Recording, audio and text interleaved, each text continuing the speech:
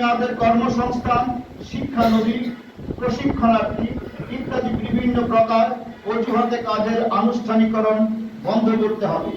চুক্তিভিত্তিক কর্মীদের জন্য অটো, ট্যাক্সি চালক, প্রবাসী শ্রমিক, মৎস্যজীবী প্রভৃতি সকলকে সামাজিক নিরাপত্তা কাঠামোর আওতায় এনে পেনশন সহ সমস্ত সুবিধা নিশ্চিত করতে এই মৌকুফ প্রকল্প চালু করতে হবে। এসকেএম এর ঐতিহাসিক আন্দোলনের সময় কেন্দ্রীয় সরকার যে লিখিত আশ্বাস দিয়েছিল তা কার্যকরী করতে হবে।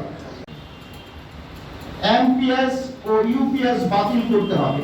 বোনাস, প্রভিডেন্ট ফান্ড প্রাপ্তির যোগ্যতা ও পরিশোধের সব সীমা তুলে দিতে হবে। গ্র্যাচুইটির পরিমাণ বৃদ্ধি করতে হবে। কনভেনশনে C87 ও C98 অবিলম্বে অনুমোদন করতে হবে। মূল্য বৃদ্ধি নিয়ন্ত্রণ করতে হবে। খাদ্য, ওষুধ, কৃষি উপকরণ ও যন্ত্রপাতি উপর থেকে জিএসটি প্রত্যাহার করতে হবে।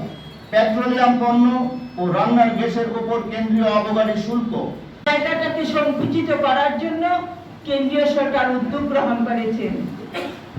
রেগা প্রকল্প, সেই রেগা প্রকল্প চালু হওয়ার পর থেকে আমরা বিশেষ করে যারা ত্রিপুরা রাজ্যে রয়েছি আমরা লক্ষ্য করে আসছি, রেগায় যারাই কাজ করেন রেগা শ্রমিক, তাদের মধ্যে প্রায় 70% থাকেন মহিলা শ্রমিক।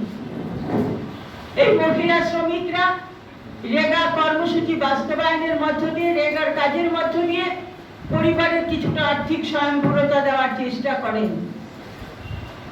যে রেগা প্রকল্পে বিগত দিনে রাজ্যের বামপন্থী ফ্রন্ট সরকার বারবার কেন্দ্রীয় সরকারের বিরোধী দলের সরকার কেন্দ্রে, তারপরেও রাজ্যের বামপন্থী ফ্রন্ট সরকার প্রথম পুরস্কার ছিনিয়ে আনত।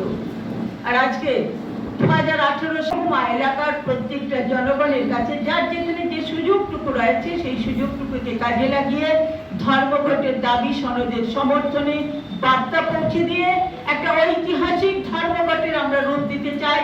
হাট, বাজার, স্কুল, কলেজ, অফিস, আদালত সমস্ত কিছুকে স্তব্ধ করে দিয়ে জানান দিতে চাই, ত্রিপুরা রাজ্য নয় গোটা দেশের ছাত্র, যুবক, শ্রমিক, কৃষক, পিছিয়ে পড়া অংশের মানুষ, খেতমজুর, দিনমজুর সহ আপামর জনগণ কেন্দ্রীয় সরকারের জনস্বার্থ বিরোধী নীতির বিরুদ্ধে আগামী দিনে এই ধর্ম প্রয়োজন একটা মানুষের, তার পরিবারের, সেই ন্যূনতম প্রয়োজনটা হিসেব করে ওই সময় সুপ্রিম কোর্ট বলেছিল 18,000 টাকা।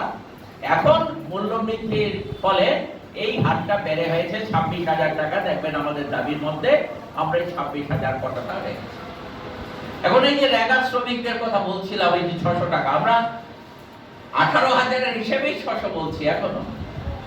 আরে বাবা, আমার ত্রিপুরা রাজ্যে কত রেগা শ্রমিকরা এখন 200 সামথিং বোধহয় পায়। কত পায়? 252। তাহলে 252 এখন ওই 340 যে বলেছে বিজেপি, কবে বলেছে? আজ থেকে 7 বছর আগে বলেছে।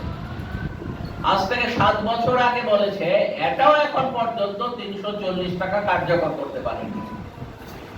তার জন্য আমরা 600 টাকা বলছি সারা দেশের জন্য, আর 200 দিনের কাজের কথা বলছি।